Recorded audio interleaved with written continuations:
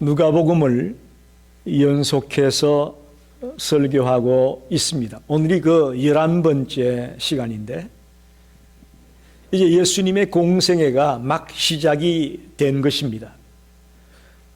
지난주에 예수님의 공생애가 세 가지 사역에 집중했다라고 말씀을 드렸습니다. 하나는 가르치고, 두 번째는 복음을 전파하고, 세 번째는 병자들을 고치는 teaching, preaching, healing, 이 세 가지 사역에 집중했음을 말씀을 드렸습니다. 그 중에 예수님의 초기 사역은 주로 이 힐링 사역, 병 고치는 사역이 많았음을 보게 됩니다. 사람들을 고치고 먹을 것을 주는 이 일에 모든 사역을 걸었다면 예수님이 사역하는 일에 앞길이 탄탄대로였을 거예요. 모든 사람이 좋아하고 모든 사람이 신나하면서 예수님을 따라가지 않았겠습니까? 특별히 그 당시에는 병자도 많았고 굶주리는 사람이 많았기 때문에 예수님이 그 사역만 했다면 예수를 반대하는 세력이 별로 없었을 것이라고 생각이 됩니다. 그러나 예수님이 오신 목적은 그저 그들을 치료, 병을 고쳐주고 먹을 걸 주는 것이 예수님이 오신 목적은 아닙니다. 그건 하나의 수단에 불과한 것이었습니다. 그래서 예수님은 자신의 사역의 본질을 강조하기 위해서 오늘 한 중풍병자를 고치는 일을 하십니다. 근데 분명히 중풍병에 걸려서 누워서 꼼짝을 못하는 사람을 데리고 왔는데 그 사람의 병을 고쳐주기보다는 먼저 내 죄 사함을 받았느니라 하는 말씀을 먼저 하고 있죠. 그러자 당시의 종교 지도자들은 뭐라고 말합니까? 저 사람이 신성모독죄를 지었구나. 하나님만이 죄를 사하는 일을 할 수가 있는데 자기가 뭔데 죄를 사함받았다고 하느냐 하면서 반발하기 시작을 하게 되죠. 그런데 예수님이 내 죄 사함을 받았느니라 하는 말만 하고 끝났다면 야단이 났을 터인데 그 이후에 일어나 내 침상을 가지고 집으로 돌아가라 하면서 중풍병자를 고쳐주었습니다. 그렇게 되자 모든 사람들이 놀라서 충격을 받았습니다.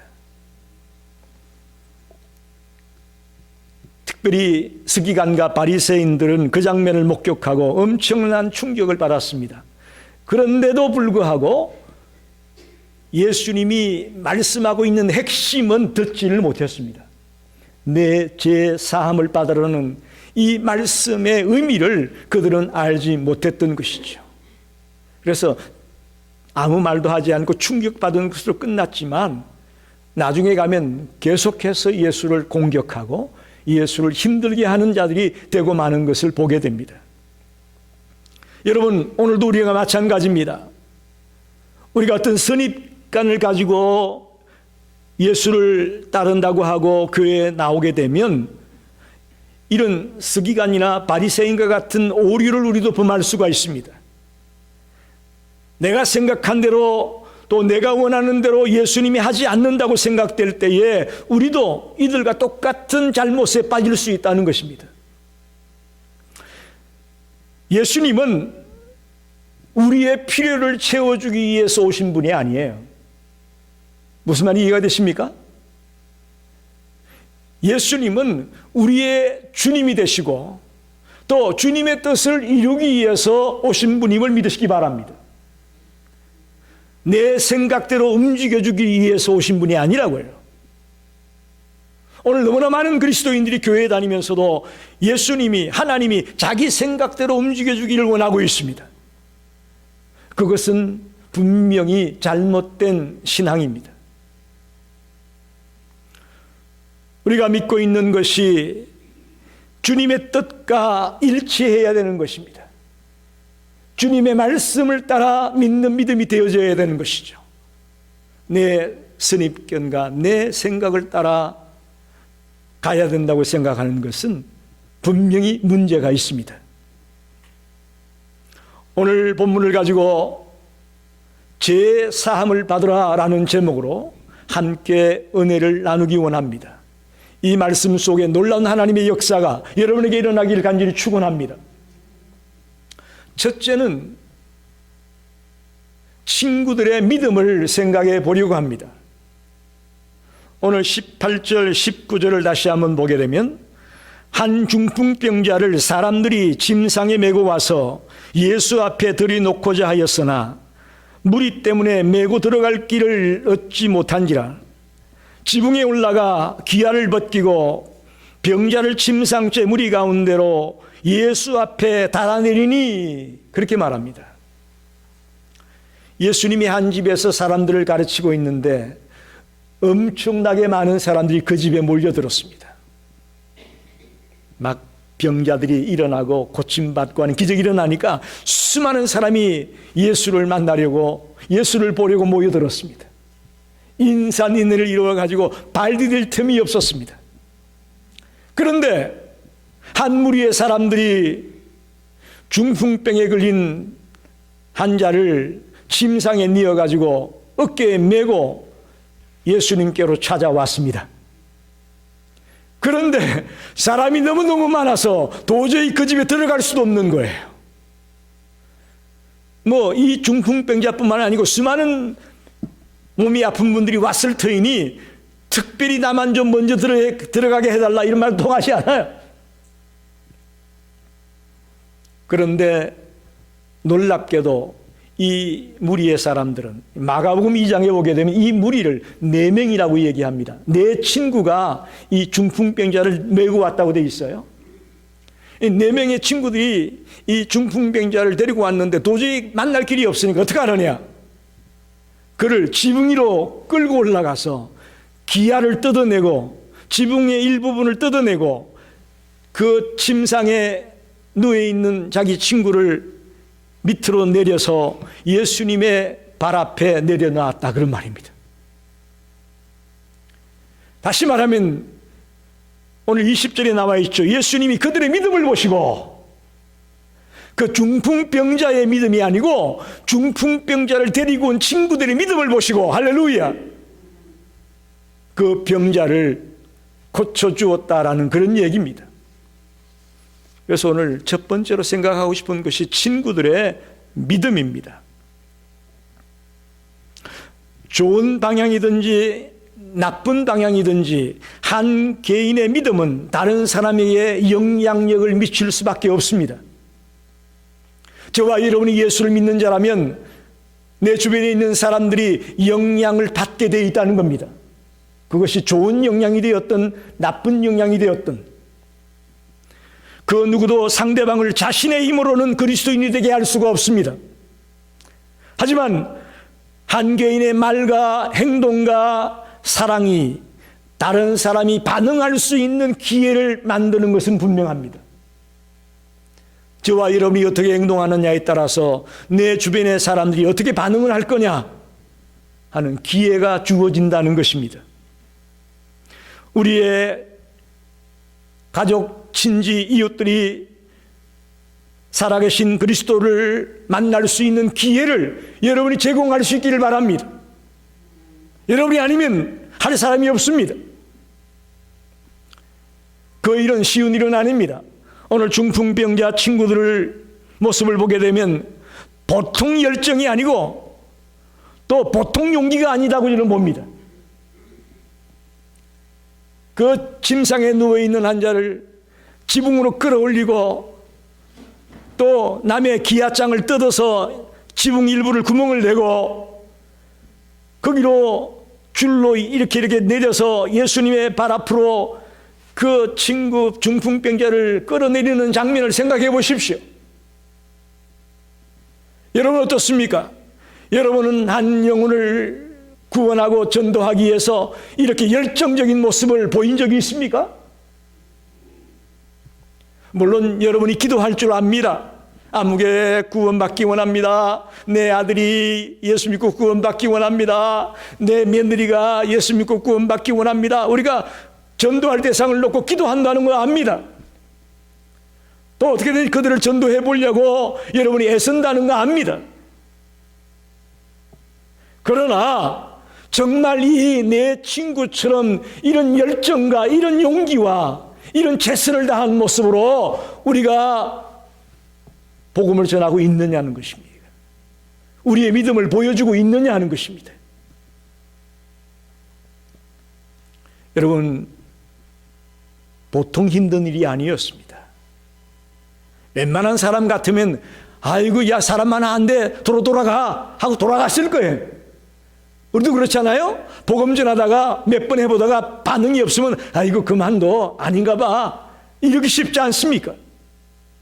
오늘 여기 한 무리의 사람들, 내 친구들은 충분히 그럴 수 있음에도 불구하고 그렇게 하지 않았습니다. 포기하지 않았어요.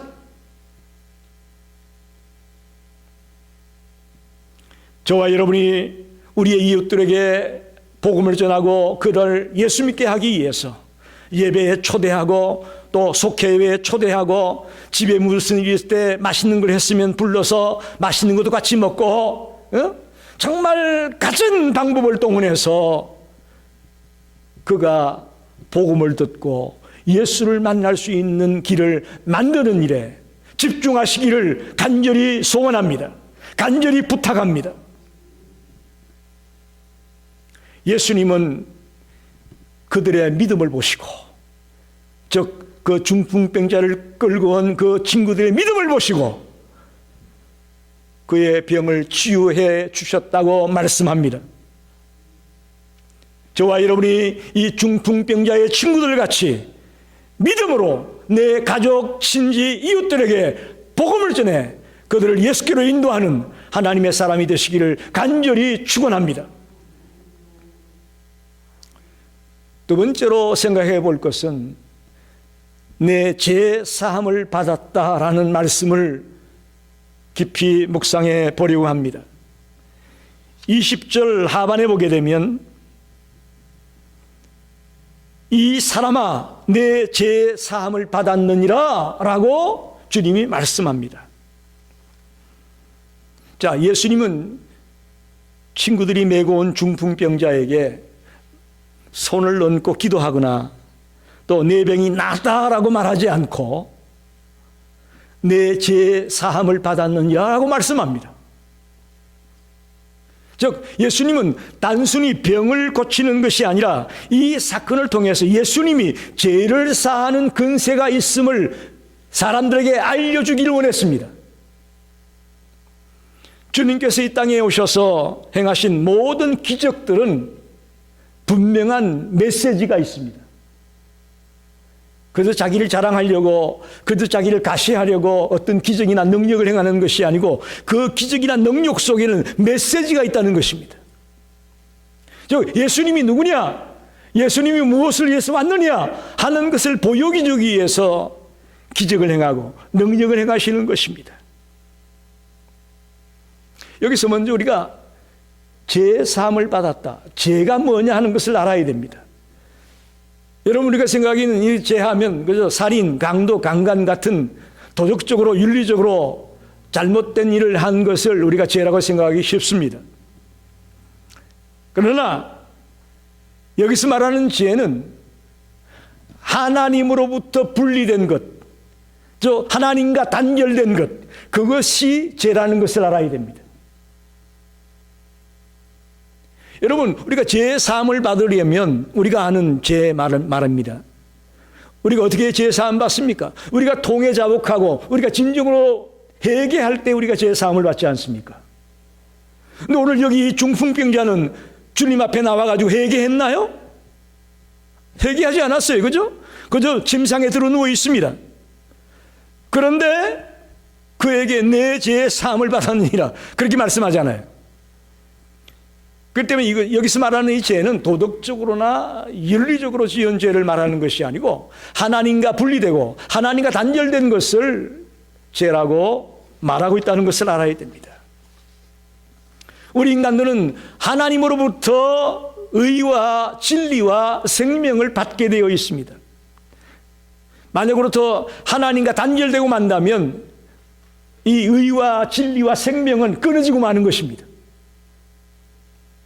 창세기에 이 얘기에 대한 좋은 이해가 나와 있습니다. 여러분, 창세기에 보게 되면 아담과 하와가 선악과를 따먹으면 정령 죽으리라는 주님의 말씀을, 명령을 듣게 됩니다. 그런데 그들이 실과를 따먹었습니다. 근데 그들이 죽었나요? 죽었습니까? 안 죽었습니까? 안 죽었어요. 그런데 어떻게 됐습니까? 에덴 동산에서 쫓겨났어요. 여기서 말하는 죽음이란 하나님과의 단절을 말하고 있고 하나님과 분리되는 것을 말하는 것을 분명하게 보여주고 있습니다. 자, 이렇게 됩니까? 창세기 그 후반부에 나오는 모든 내용들을 보게 되면 온갖 더러운 것들이 다 나열되고 있습니다. 갖가지 타락한 인간의 비참한 모습들이 창세기에 낱낱이 기록되고 있습니다. 즉 하나님과 분리되고 나니까, 하나님과 단절되고 나니까, 즉 하나님께서 공급되고 있던 의와 진리와 생명이 끊어지고 나니까 타락한 비참한 인생들로 전락되고 되는 모습이 창세기에 낱낱이 기록되고 있음을 보게 되는 것이죠. 자, 보십시오. 죄가 뭐냐? 소극적으로 말한다면 하나님으로부터 분리되고 단절된 것을 죄라고 말합니다. 또 반대로 좀 더 적극적으로 얘기해 본다면 우리가 하나님을 닮고 또 하나님의 형상으로 지음받은 인간으로 살지 못하는 것, 그것이 죄라는 것이에요. 그래서 윤리적으로 도덕적으로 내가 깨끗하니까 나 죄 없어, 그런 것이 아니에요. 하나님과 단절되고 분리되어져 버린 그런 인간의 모습, 그것이 죄요. 더 적극적으로 말하면 하나님을 닮아가야 하고 하나님의 형상대로 지음받은 인간의 모습처럼 살아야 될 텐데 그렇게 못 살고 있는 것, 그게 죄라는 거예요. 그래서 죄된 상태에 있는 우리 인간들은 하나님을 잊고 살고 있고 하나님을 외면하고 살고 있고 하나님을 반대하며 사는 인생이 되고 말았던 것이죠. 그게 바로 죄입니다. 그럼 반대로 그 죄 사함이란 뭐냐? 죄가 하나님과의 분리를 말하고 또 하나님과 단절된 것을 말한다면 죄 사함이란 뭐겠습니까? 하나님과의 관계가 회복되고 하나님과 단절되었던 것이 화목을 이루게 되고, 이것이 바로 죄 사함을 말합니다. 이제 예수님이 중풍병자의 모습으로 누워있는 그 환자에게 내 죄 사함을 받았느니라, 이 말의 의미는 이제부터는 죄가 없다, 그런 말이 아니에요. 이제 하나님과 단절되었던 너가, 하나님과 끊어졌던 너가 하나님과 다시금 회복되어지고 연결되어지고 화목하게 되어졌다라는 그런 메시지입니다. 즉 죄 사함이 뭐냐? 하나님과의 관계가 회복되는 것을 말합니다. 이것이 바로 구원입니다. 하나님과의 관계가 회복되어지는 것이 구원이요, 죄 사함이라는 것을 여러분 분명히 기억하십시오. 예수님은 이 땅에 이 죄 사함의 일을 감당하려고 오셨습니다. 어떻게 이 일을 감당하시죠?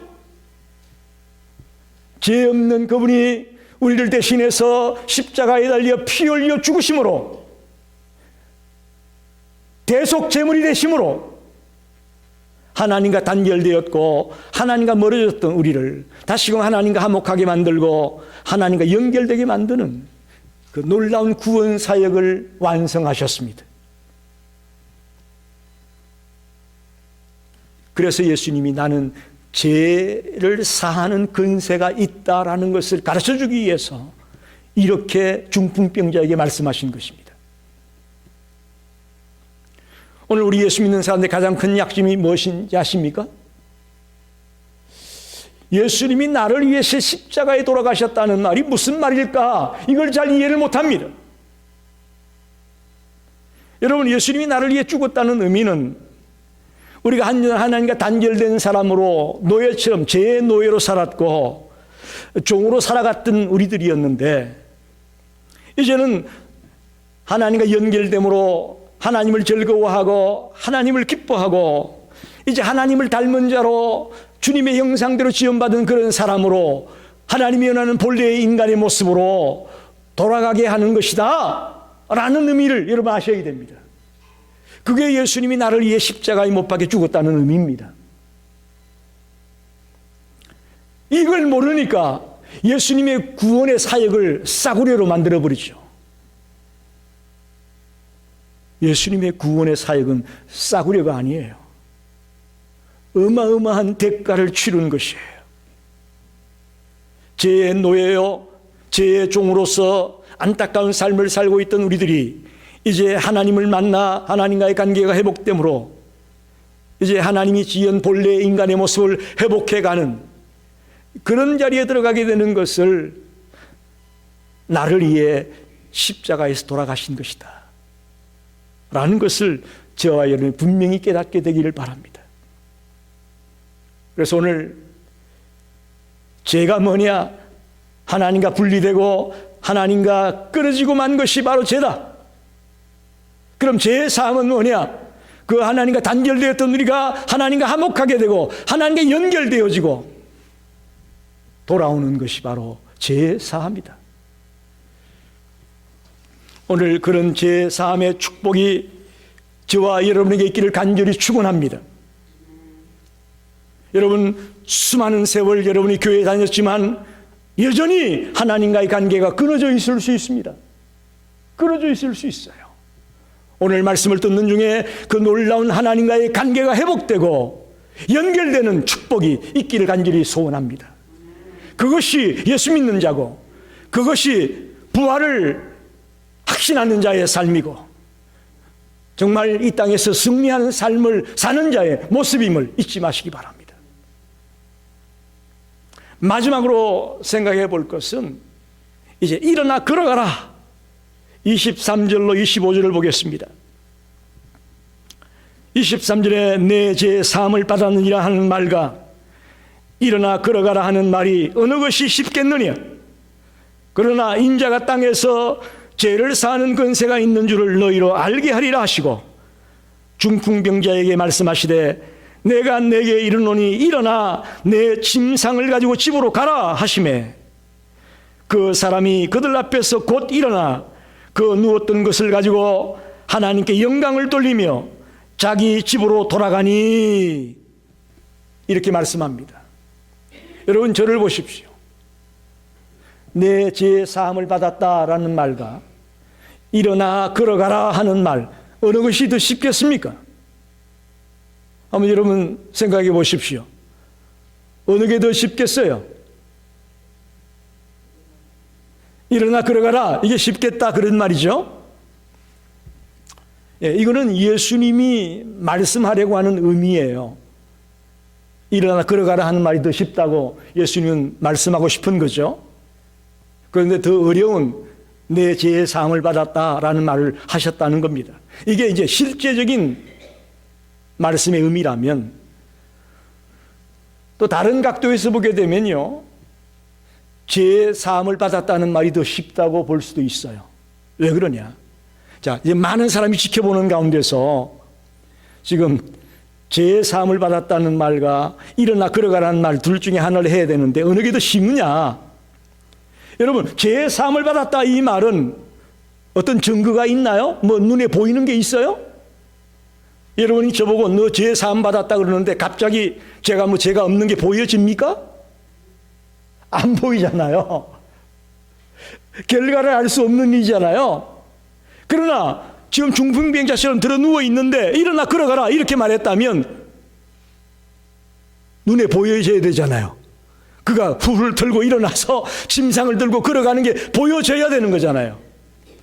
그렇게 볼 때에 더 쉬운 일은 죄의 사함을 받았다는 일이고 더 어려운 일은 일어나 너 침상을 가지고 돌아가라는 말이 더 어렵다고 볼 수도 있는 거죠. 특별히 예수님은 그 당시 사람들이 하나님만이 죄를 사할 수 있다고 믿고 있었기 때문에 그 당시 사람들은 일어나 걸어가라는 말이 쉽다고 생각했을 거예요. 그것이 더 예수님이 이야기하는 것으로 알았을 것이에요. 자, 보세요. 예수님은 사람들이 어렵다고 생각하는 죄 사함을 받으라는 말을 먼저 얘기합니다. 그리고는 그 말이 확실하다는 것을 증명하기 위해서 더 쉽게 생각하는 일어나 걸어가라 라는 중풍병자를 고치는 일을 하셨습니다. 할렐루야. 여러분, 여기서 우리는 하나 분명히 알아야 됩니다. 예수님의 근세로 중풍병자가 나음을 얻고 걷게 되는 놀라운 역사가 일어났음을 우리는 놓치지 말아야 됩니다. 불가능한 일이 가능케 되어졌습니다. 특별히 예수님은 중풍병자를 걷게 하는 그런 능력을 가진 분임을 보여줄 뿐 아니라 또한 그 중풍병자의 죄까지도 사해 주시는 분임을 동시에 말씀하는 것입니다. 여러분 보십시오. 만약에 이 중풍병자가 병에서 고침은 받았지만 죄 사함을 받지 못했다면 어떻게 될까요? 이건 반쪽짜리 치유라고 밖에 말할 수 없습니다. 여러분, 반쪽짜리 치유, 육신의 병만 치유받고 죄 사함을 받지 못한 인생은 반쪽짜리에 불과합니다. 진정한 치유가 뭐냐? 우리의 영적인 병과 육적인 병이 함께 치유될 때 그걸 진정한 치유라고 말할 수 있습니다. 오늘 이 중풍병자야말로 진정한 치유를 그가 경험하게 됩니다. 죄 사함의 은혜와 일어나 걸어가라는 병고침의 은혜를 동시에 입게 되므로 완전한 치유를 경험하게 되었습니다. 할렐루야. 이게 바로 구원입니다. 말씀을 정리합니다. 오늘 26절을 보게 되면 모든 사람이 놀라 하나님께 영광을 돌리며 심히 두려워하여 이르되 오늘 우리가 놀라운 일을 보았다 하니라. 여러분, 그 장면을 보고 그것에 모인 인산인해를 이룬 수많은 사람들이 다 놀랐다고 했습니다. 할렐루야. 심히 두려워하며 하나님께 영광을 돌렸다고 되어 있습니다. 왜 안 그렇겠습니까? 왜 안 그렇겠어요? 중풍병에 걸려 꼼짝 못하고 누워있던 자가 일어나서 자기 침상을 들고 걸어가는 모습을 보고 왜 놀라지 않겠습니까? 우리는 오늘 이 장면을 통해 특별히 믿음의 친구들을 주목했습니다. 예수님도 그 중풍병자의 믿음 때문에 그를 고쳐준 게 아니고 그를 데리고 온 그 친구들의 믿음을 보고 그를 고쳐주었다고 말씀하고 있지 않습니까? 저와 여러분이 열정적인 믿음의 사람이 되어줘서 내 가족, 친지, 이웃, 친구들에게 구원의 기회를 계속해서 제공하는 그런 자가 되시기를 바랍니다.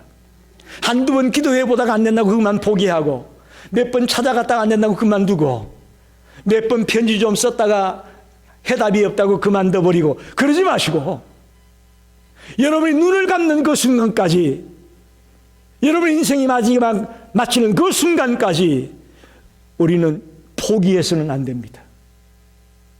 포기해서는 안 됩니다.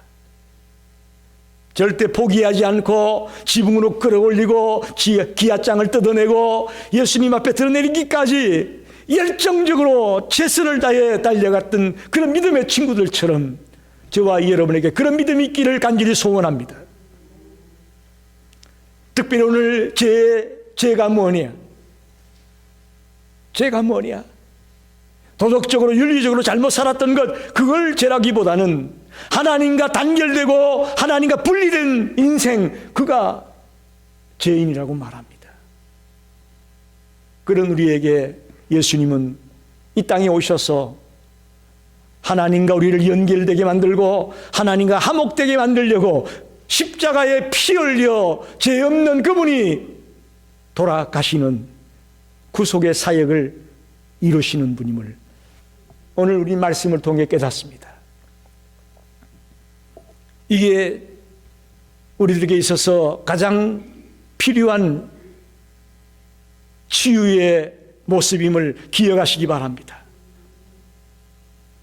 어쩌면 육적인 치유보다도 이 영적인 치유가 더 우선하고 더 중요함을 여러분 잊지 마시기를 바랍니다.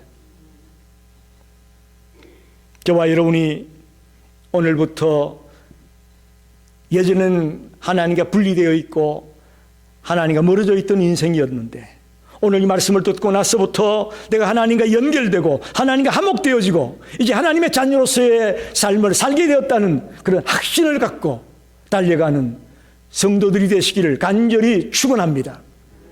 기도하겠습니다.